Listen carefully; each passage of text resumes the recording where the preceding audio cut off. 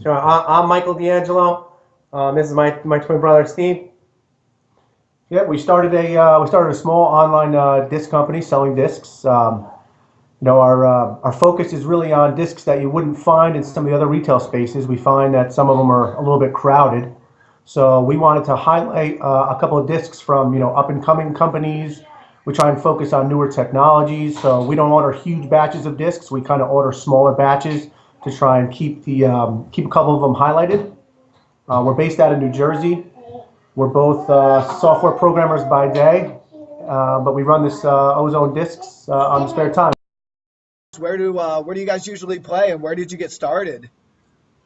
Sure. So the story how we got started is we used to play in a weekly ultimate game, and actually it was like once or twice a week we would play. And there was one guy there that was an avid disc golfer, and he kept asking us. He's like, you guys throw pretty well. You guys should try disc golf. We kept putting him off, and then one time we're like, you know what? We'll go buy a couple of discs from Sports Authority, and we'll meet you up there, and we'll try it. And we both just fell in love, man. It's just such a cool game. Yeah. And before we knew it, we're like, the best part of it is it's free. Next thing you know, we both got 30 discs in our bag, and it's not so free anymore. Yeah. But, from that point on, we play. Our work is close to a course up here called Camp Golf. We're about 10 minutes away, so we sneak out every opportunity we can in the spring. I mean, we go on lunch break sometimes, but we play there, I'd say 3 or 4 times a week, at least. And then on the weekends, we try and venture out to some of the farther courses. There's actually a couple nice courses up here. There's a Field of Dreams, which is a real nice course. Um, there's a real open course in Basking Ridge. Yep. That's real easy. It's a good practice course. It's very wide open. It's in a regular park. Okay. So it's good to try a whole wide range of shots because it's wide open. But yeah, Camp Court, the course we normally play at, is very heavily wooded. It's actually built into the side of a ski mountain. Actually, 18. There's 3 layouts. The longer layout, the 18th hole, actually, you throw it down the ski mountain hole. Nice. Yeah, so it's pretty cool. Actually, a couple of people have put up pictures lately where their discs actually get caught on the chairlift, and there's no way to get them down. Wow. Yeah, but it's a pretty cool layout. And another good thing is a lot of the courses around here, half the holes are wooded and half the holes are open. That's like the tournament we played last weekend at Field of Dreams. 12 of the holes are in the heavy woods, and then there's a lot of. I think the other 6 are wide open. There's some long par 5s open, so you get a nice range of shots. And we're also close to Warwick, which actually I think there's a video online. Ken Climo said it's his favorite course of all time. Really? Yeah, so we actually play there every chance we get on the weekends. Well, it's only 40 minutes away from here, and they have 2 layouts which are really cool. Actually, the one animal course has 2 tee pads and 2 baskets on every hole, so you never get bored. There's always different layouts to try. 4 different layouts on every hole. It's cool. Yeah, we're actually playing a tournament there next month, so we'll see how we do. Very nice. Yeah, good luck at that, guys. That's cool. Yeah, I definitely like going to a course and seeing multiple tee pads and stuff like that. But for me, it's definitely multiple pin positions that over the long term keeps me going back to the same course over and over again. Yeah, yeah. And it's good to challenge yourself. You might get accustomed to one hole and one layout, and you get so used to throwing that shot. But it's nice to always challenge yourself and try a new layout where you might be trying a different kind of shot that you're not used to. Yeah. How many discs do you guys usually keep on the website at any given time? Right now, I'd say we probably have about 250 to 300 discs in stock. What we do is we search the forums, we search Disc Golf Course Review. We always check the PGDA spreadsheet to see all the latest discs that have been PGDA approved.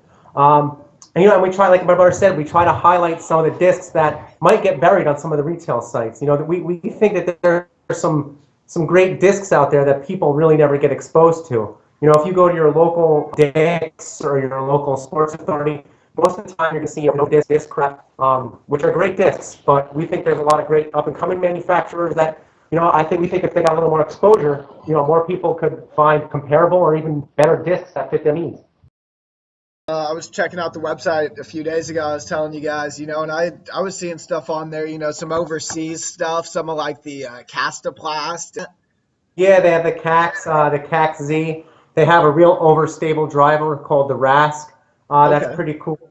Yeah, they have some pretty cool stuff, and actually, if you get your hands on their plastic, it's actually great. It's right in line with some of the other premium plastics. Shopping online is a little tough because you're not going to throw plastic you've never felt before. Yeah. People aren't going to spend their hard-earned cash without knowing how it's going to feel. So hopefully we can get it in some people's hands and really expose some of these great discs. That's one of the things we want to do in the spring is hopefully have throw an event where we can have a bunch of people come out. We'll lay out a bunch of different discs that nobody's ever felt before, thrown before, and just let people give it a rip and see what they like.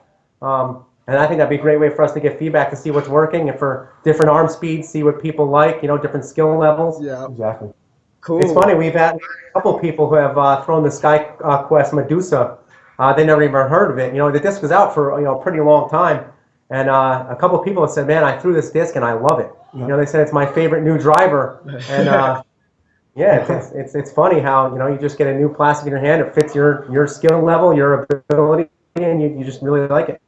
And one of the other things that we do is, even overseas, we try and create personal relationships with the manufacturers. So, there's some places in America that just stock thousands of discs wholesale, then you could just go there and buy them. But we wanted to have more of a personal relationship. And that's going to help us in the future if they do come out with new discs. They're going to tell us first. We say, hey, give us the heads up if anything's new coming out. If you're testing anything, shoot it over. So it's really cool. We've done that with each of the companies that we have on our site. We personally talk to the people, and it's great to set up that relationship. Very nice. Yep. Yeah, absolutely, man. Because then you guys are ahead of the game. You know what's coming up and everything else. And these guys are, they're happy to work with you. Yeah. Cool. We try to give some updates also on how the selling's going. We're telling people, people are interested in your disc. This is what's working. This is what's not, and I think they really appreciate that feedback. Well, it was great talking to you guys again. You want to plug your social media or anything like that? Cool, absolutely. Check us out on Facebook. It's Facebook-Ozone Discs. Our website is ozonediscs.com. We have a Twitter account, Ozone Discs. Everything is Ozone Discs. We're pretty easy to find. Yeah, and if anybody hears anything about new discs coming out, let us know, man. We love to try new plastic, and we love to highlight it on our site. And if anybody wants to sign up for our newsletter, every month we put out information about Ozone Discs.